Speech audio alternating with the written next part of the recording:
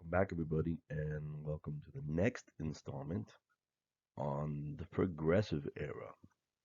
This one we're titling The Progressives, Revolutionaries, and Reformers because they truly were revolutionary times, times of reform. The last video we did, we talked about the different groups, right? The five different groups, different tendencies that gave shape, defined the progressive movement, if you will. So in this video, we're pretty much going to continue with the groups that we didn't mention before in the last video. Here's our diagram again. We spoke about the social welfare movement. We talked about the moral improvement movement. I mean, they all considered themselves progressives. They all defined themselves as progressives because they were all working towards what they believed, even if they maybe didn't define it the same, progress and the idea that society can be improved, society can progress. Next up to bat are the economic reformers.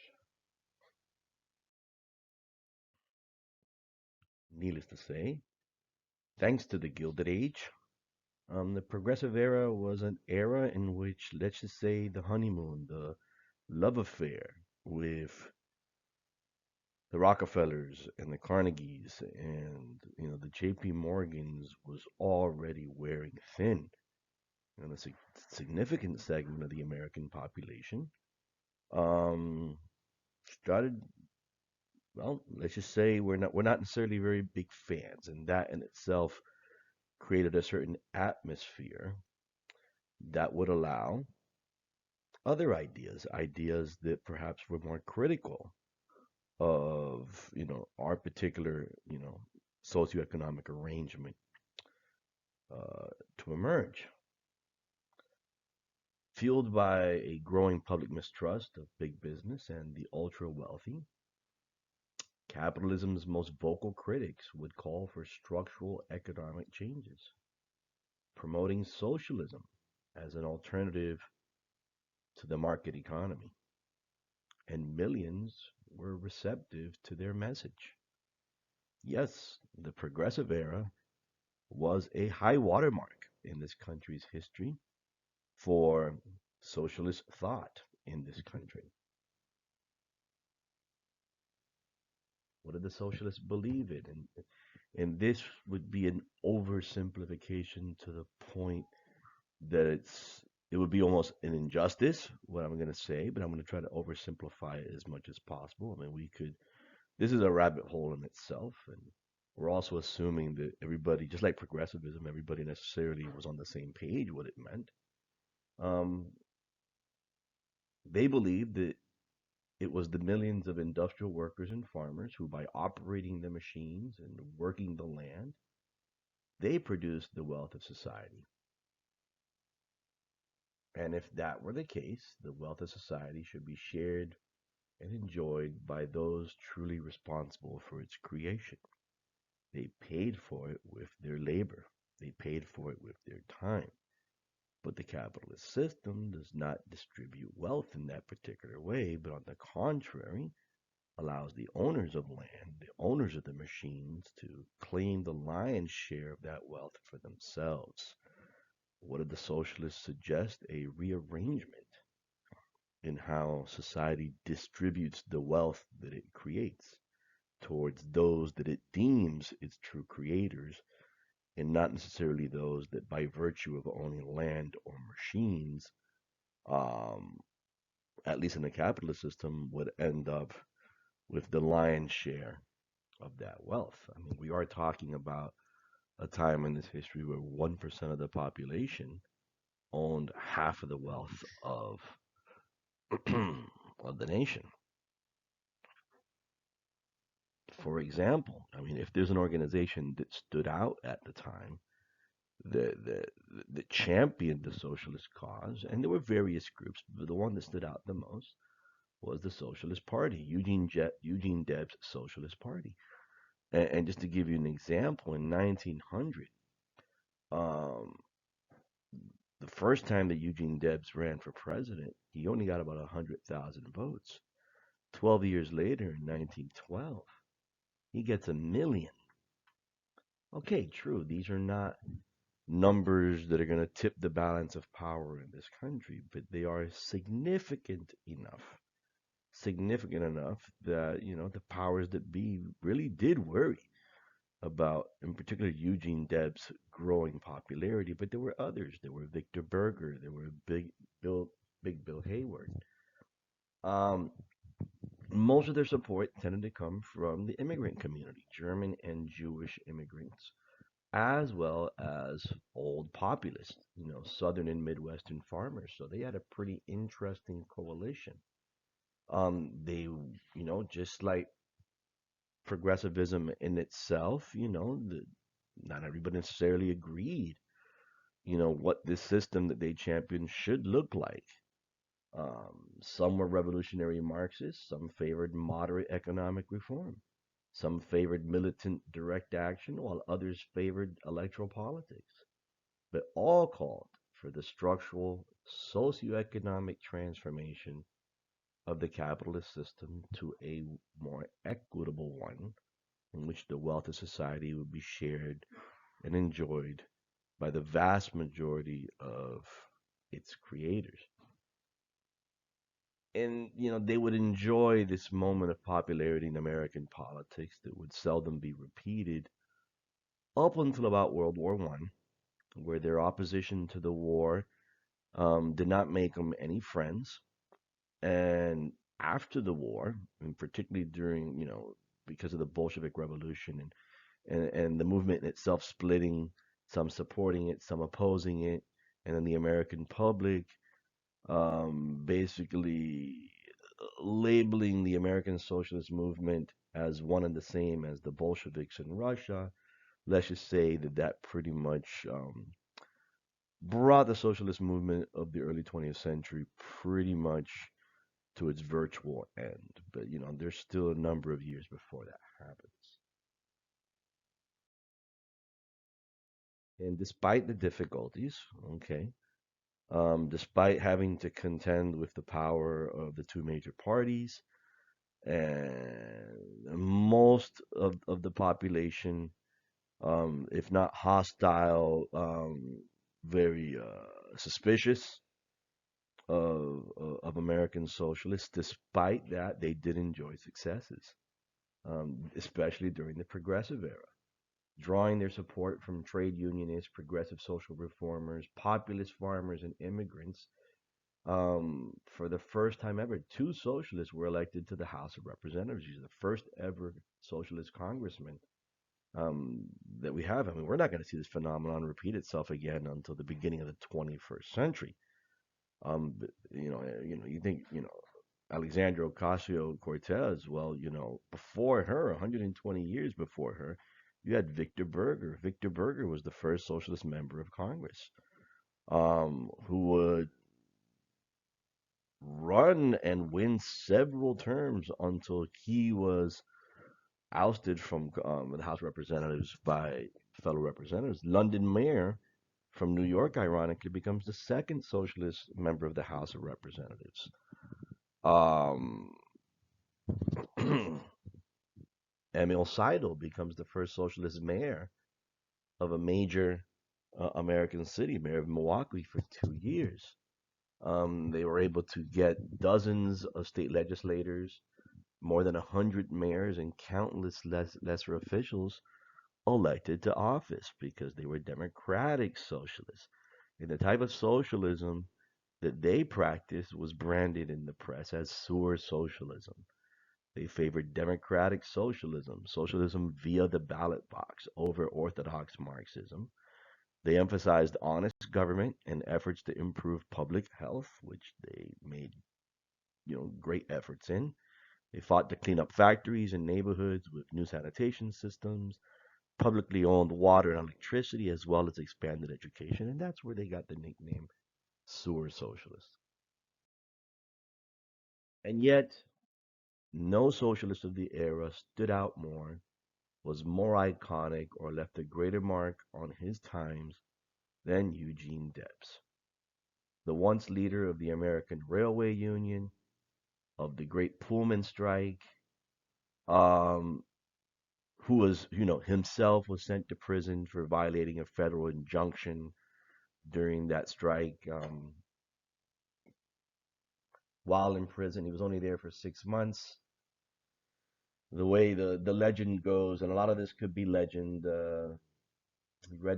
He read Karl Marx's Das Kapital, which was given to him by his frequent visitor Victor Berger, and the grassroots American labor organizer came out of prison, a devoted and pretty vocal and committed socialist.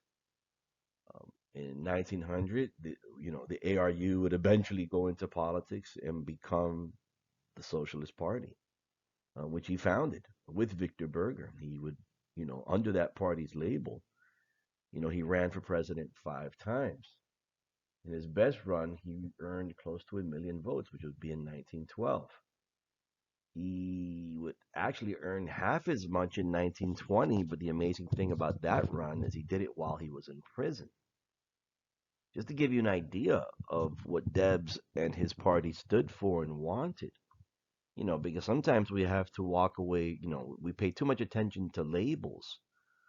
It's like judging books by a cover. We pay too much attention to labels, but then when we get into the details, what did they actually ask for?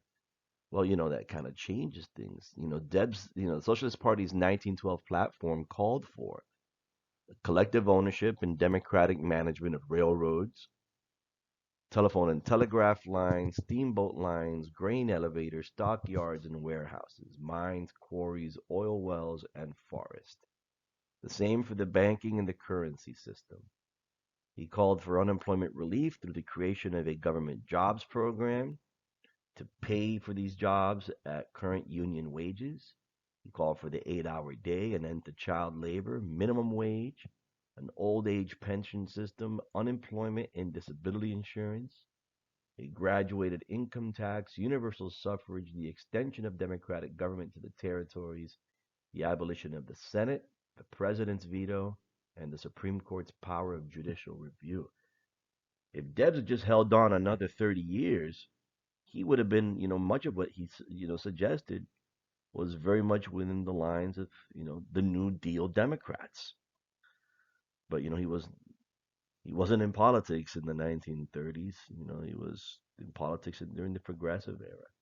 And it's interesting to note, to what an extent, to what, not only to what extent did the Socialist Party borrow from the Populist Party before it, but to what extent the New Deal Democrats borrowed from both traditions many years later. It was once considered socialist would become, liberal policy mainstays, New Deal mainstays.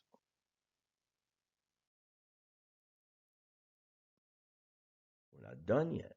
The 20th century began with injunctions, anti union court rulings, and open shop campaigns, and they all inflicted considerable damage on the labor movement.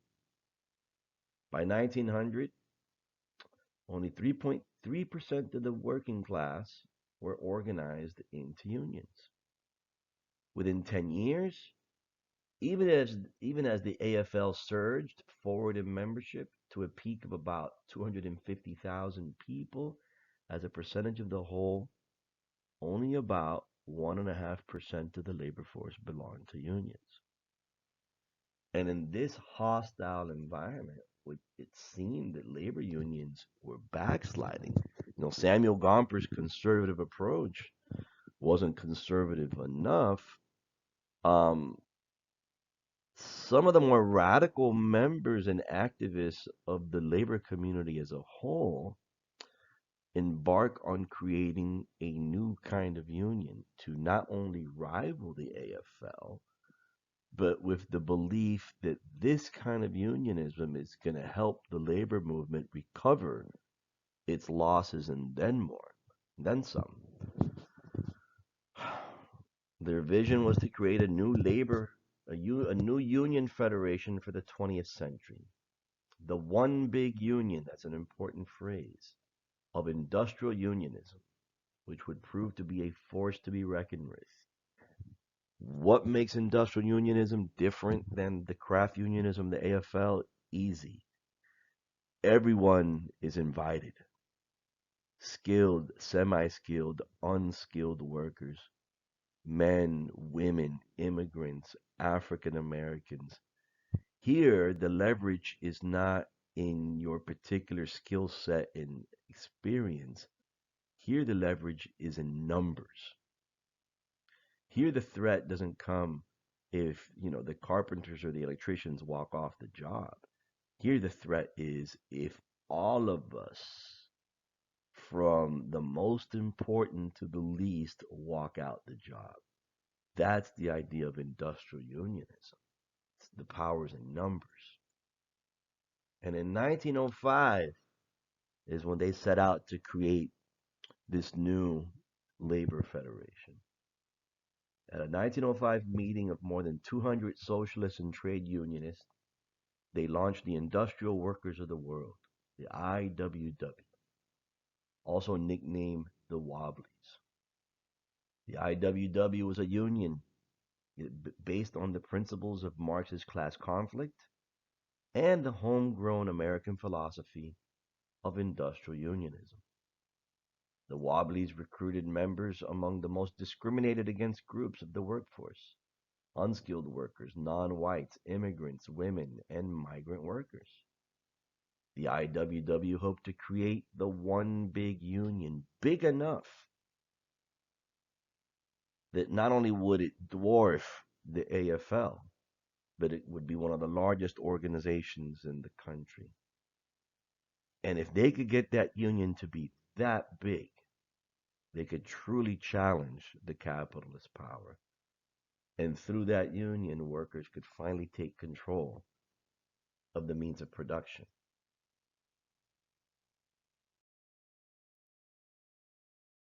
Who were the founders?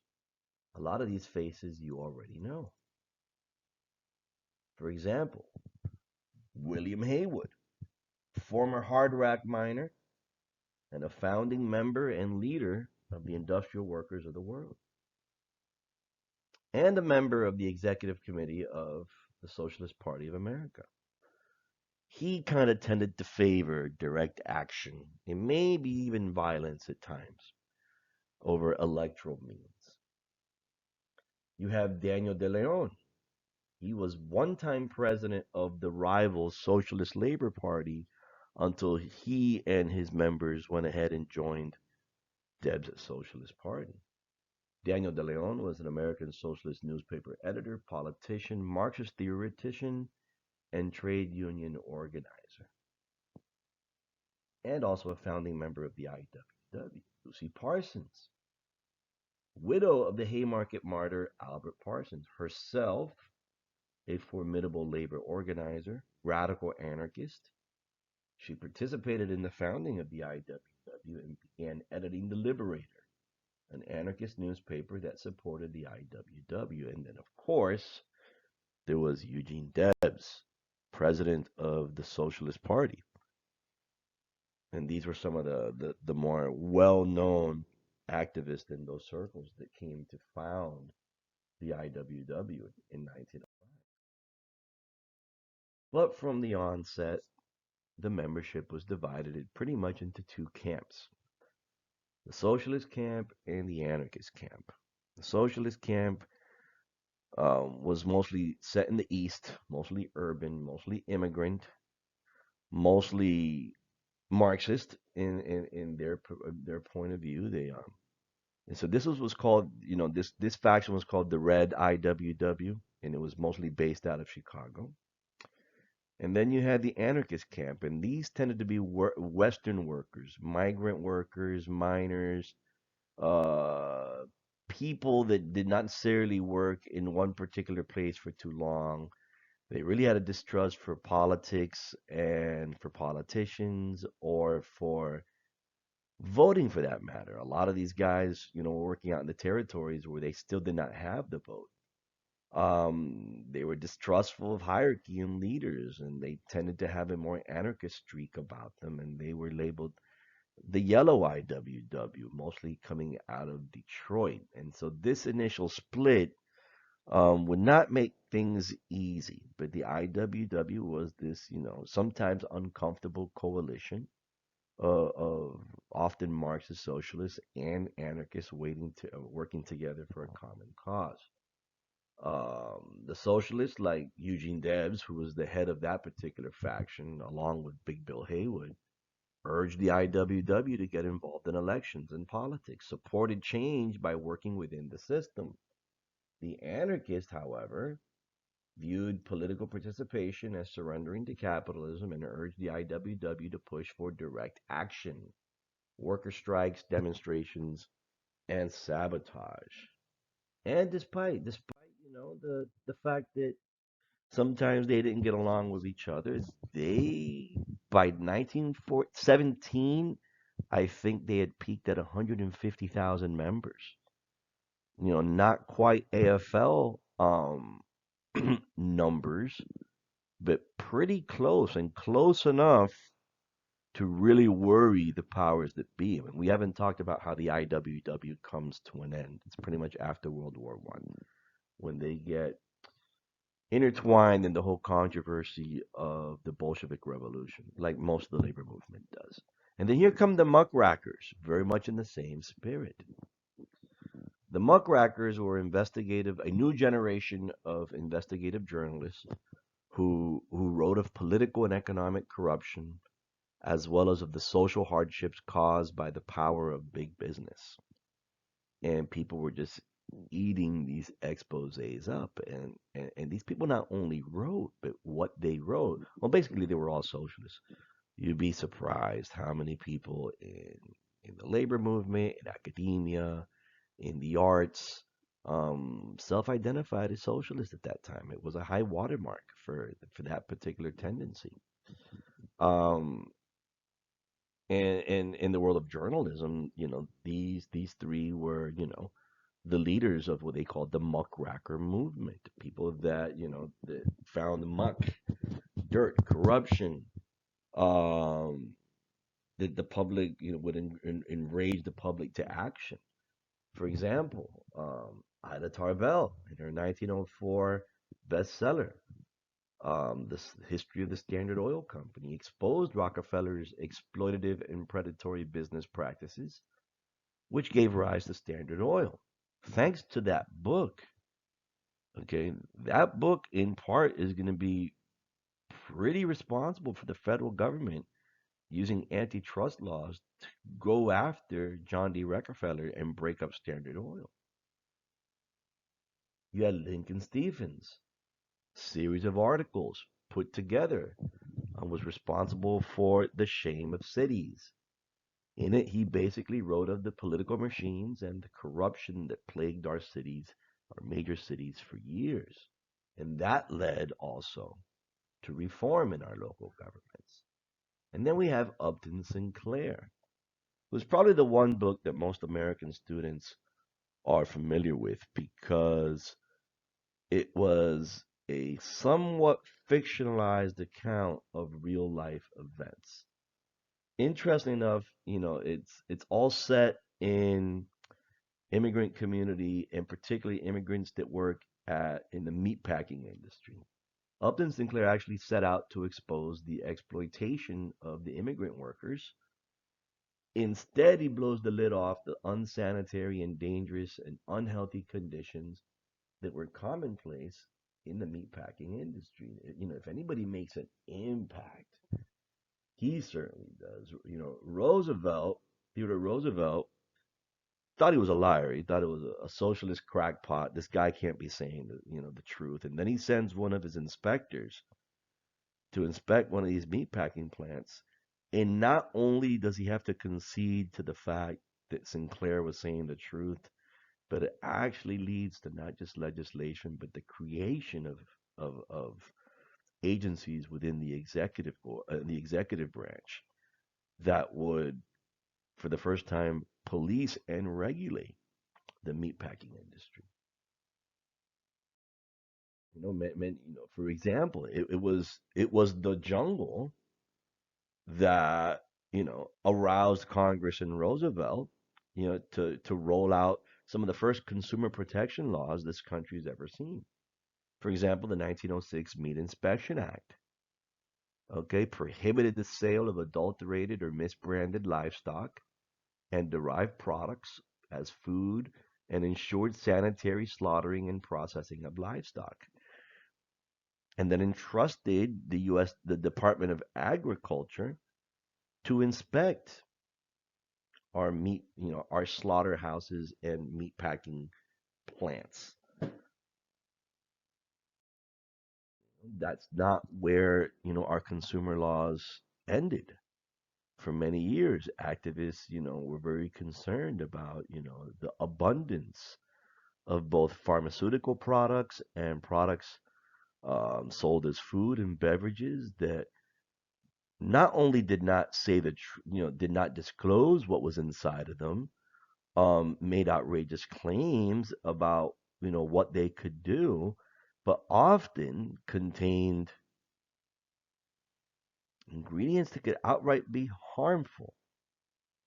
So, very much in the same spirit, Congress passed the Pure Food and Drug Act in 1906.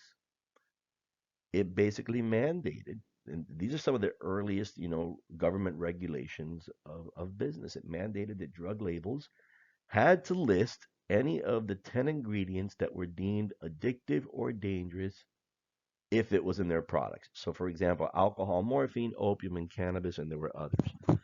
The law also established a special cadre of food and drug inspectors that at the time was called the Bureau of Chemistry. The Bureau of Chemistry would one day in 1938 be renamed the U.S. Food and Drug Administration.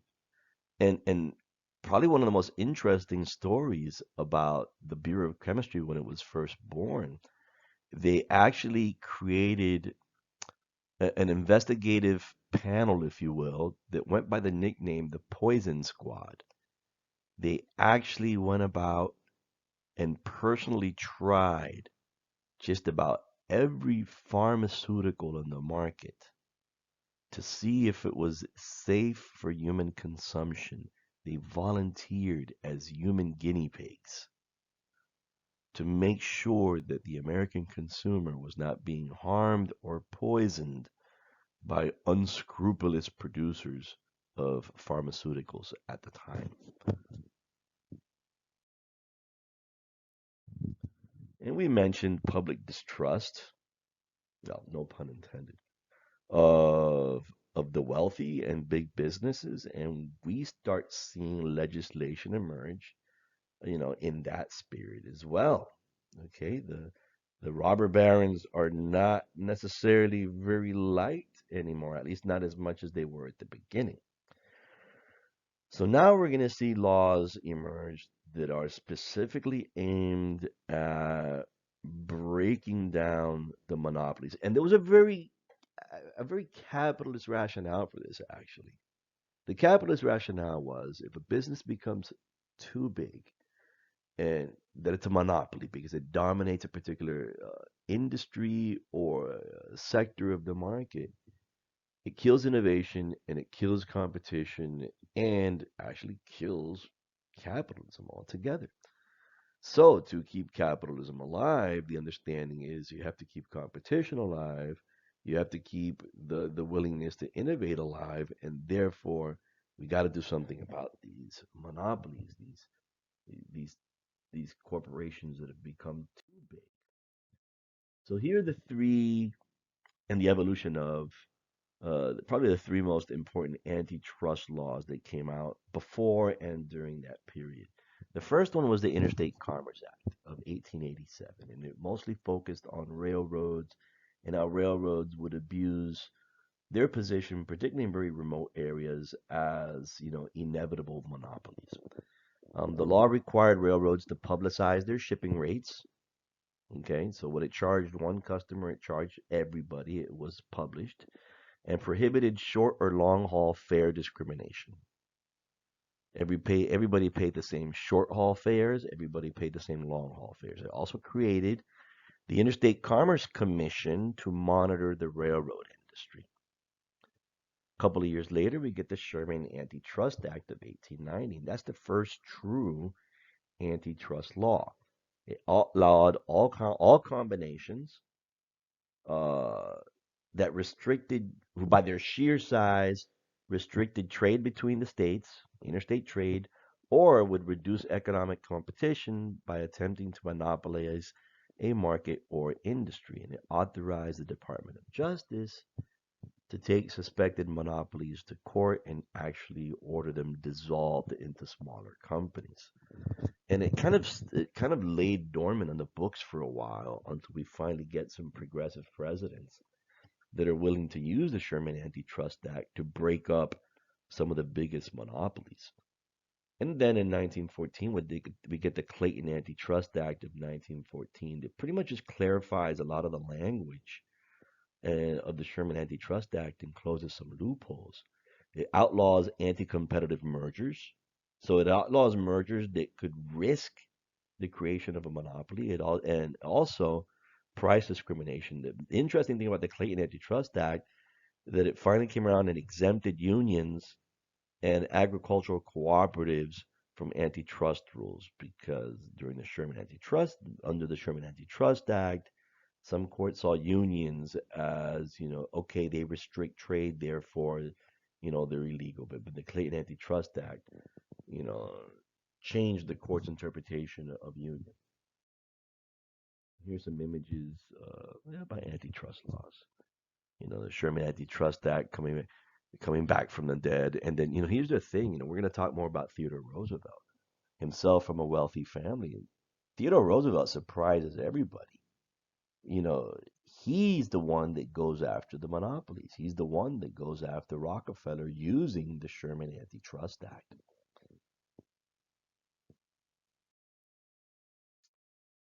There were also those that called for government reform. And probably the guy that stands out the most here is, one-time representative, one-time senator, and governor of Wisconsin, Robert La Follette.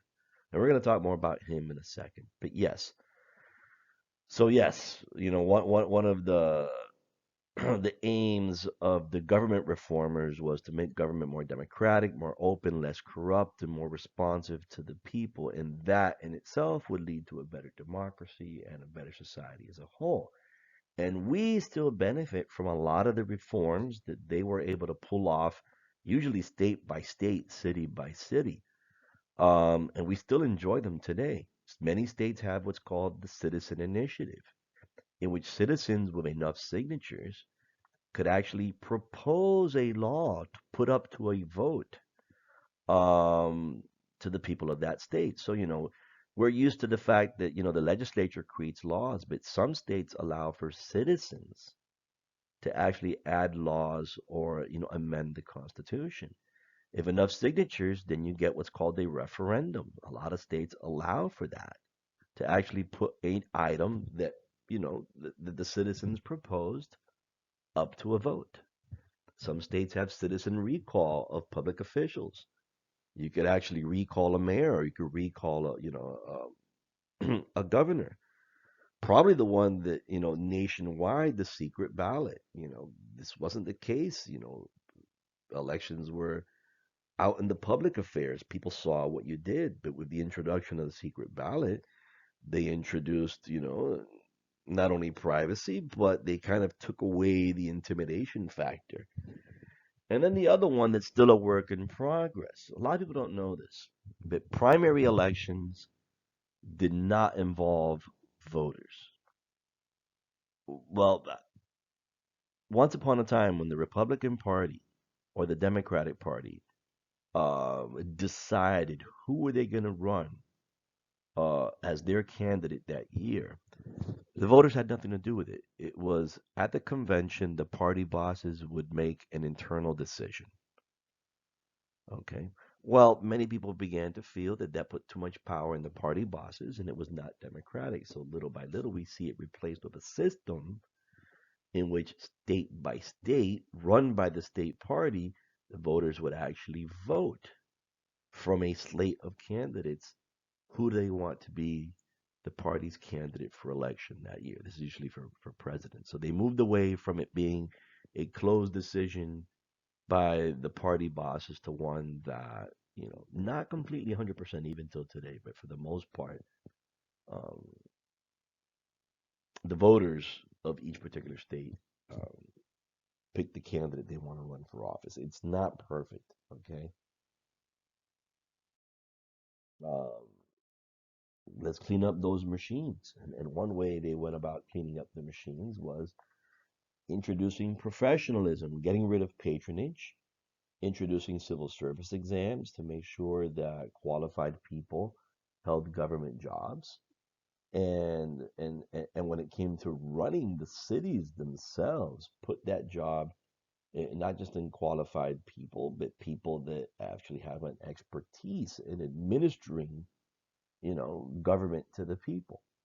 The city manager plan, which a lot of cities in this country have, was a product of that era. The voters elect a mayor and a commission. They are the political leaders, if you will, that represent the voters, but they have little to do with the day-to-day running of the functions of that city. They elect the city manager. They hire a city manager. It's not elected by the people and is not influenced by politics. And the city manager is responsible for the day-to-day services that the city provides. Our school board is very much along that lines as well. Your parents elect members of the school board, but the school board hires a superintendent. It's a non-political position. And that superintendent is responsible for the day-to-day running of the district's public schools. And since we're talking about famous progressives that ran for office, I told you I was going to tell and big government reformers. Probably none was as famous as Fighting Bob La Follette, progressive champion, former governor of Wisconsin, three-term member of the House of Representatives of Wisconsin, three-term senator, one-time candidate for the Republican Party's presidential nomination, as well as third-party candidate for President of the United States. La Follette spent his career advocating for progressive causes, such as railroad regulation, reducing the power of corporations, implementing an income tax, reducing tariffs, primary elections, as well as denouncing racial discrimination. He also voted against the U.S. entry into World War I. In 1924, the last time he would run for president, he ran as a third party candidate. He called for government ownership of the railroads and electric utilities. Cheap, does that sound familiar? Cheap credit for farmers, the outlawing of child labor, stronger laws to help labor unions, more protection of civil liberties, an end to American imperialism in Latin America, and a referendum before any president again could lead his nation into war. He did not win, of course, as a third party candidate, but he took 16.6% of the popular vote.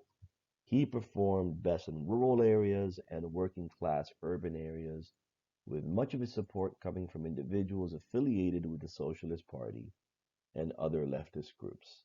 It was the third best popular vote showing for a third party candidate since the Civil War.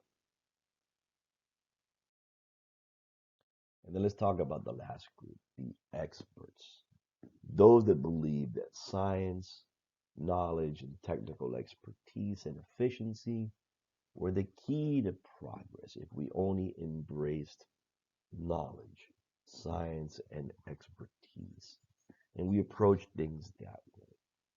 The fact of the matter is that industry's increasing demand for workers capable of taking on increasingly complex and specialized work, led to an increased demand for those who could teach those specialized skills and bestow technical and scientific knowledge on a growing workforce.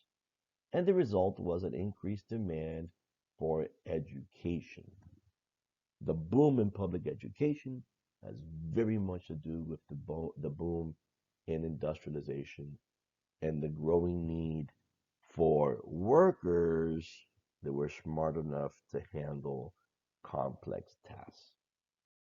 And that brings us to the public education boom of the progressive era. Just to give you some numbers, in 1860, we only had 100 public high schools in the country. By 1900, we have 6,000 public high schools across the country. 31 states had already passed compulsory education laws. By 1914, we have 12,000 public schools across the country. And I've said it before in class. The fact that the school, the way it's arranged, the bell schedule, and the factory and the factory floor have no shortage of similarities. Folks, that's not an accident. The need for one gave birth to the other. With the expansion of schools also followed the expansion of enrollment. By 1910, despite 1 in 3 children not attending school, almost 20% of all teenagers were enrolled in high school. That said, only about 9% of them ever graduated. And if we're going to talk about progressive education, let's talk about John Dewey, the father of progressive education. Yes, Dewey also self identified as a socialist. And he believed that the new education, the education of the 20th century, was one that would educate for life and work, not for college, for whoever went to college. But then again, we're talking about education being taken out of the realm of the very fortunate and being spread to the masses, if you will.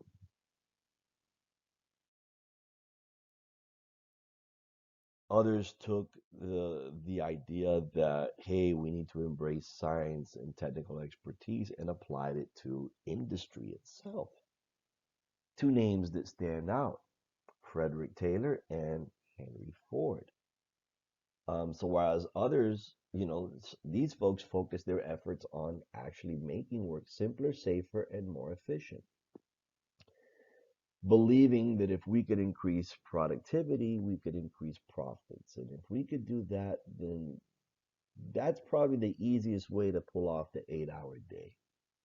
Frederick Taylor gave us Taylorism, a technique of labor discipline and workplace organization based upon supposedly scientific time and movement studies.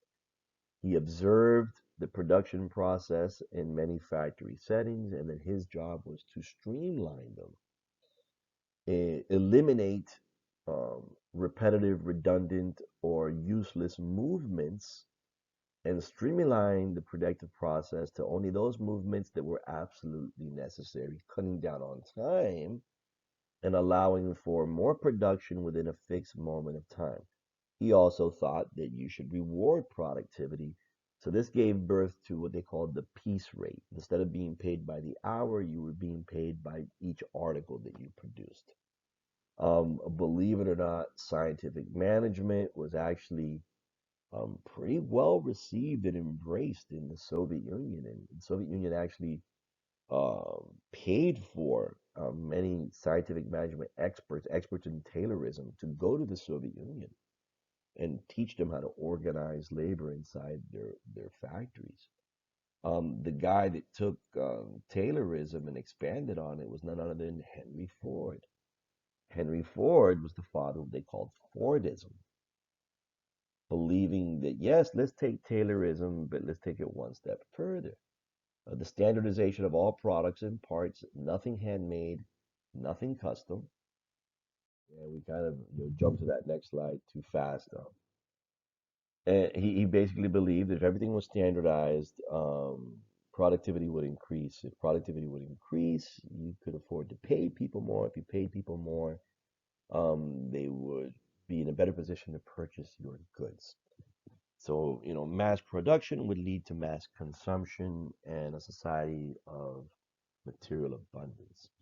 And just like there were those that embraced, the scientific way of doing things, there was a lot of pseudosciences floating around in that era as well. Pseudoscience is basically stuff that markets itself as science, but really doesn't follow the scientific method, hasn't really been tested or proven, and is really not scientific at all.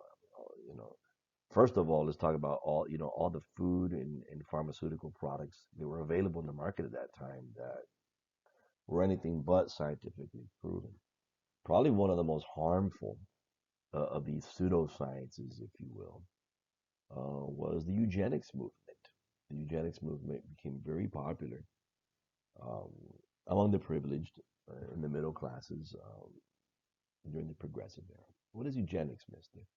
Eugenics is the practice of promoting reproduction between and among certain persons or groups so as to encourage the occurrence of desirable hereditary traits and characteristics, guided by the belief that the genetic quality for human populations could be improved.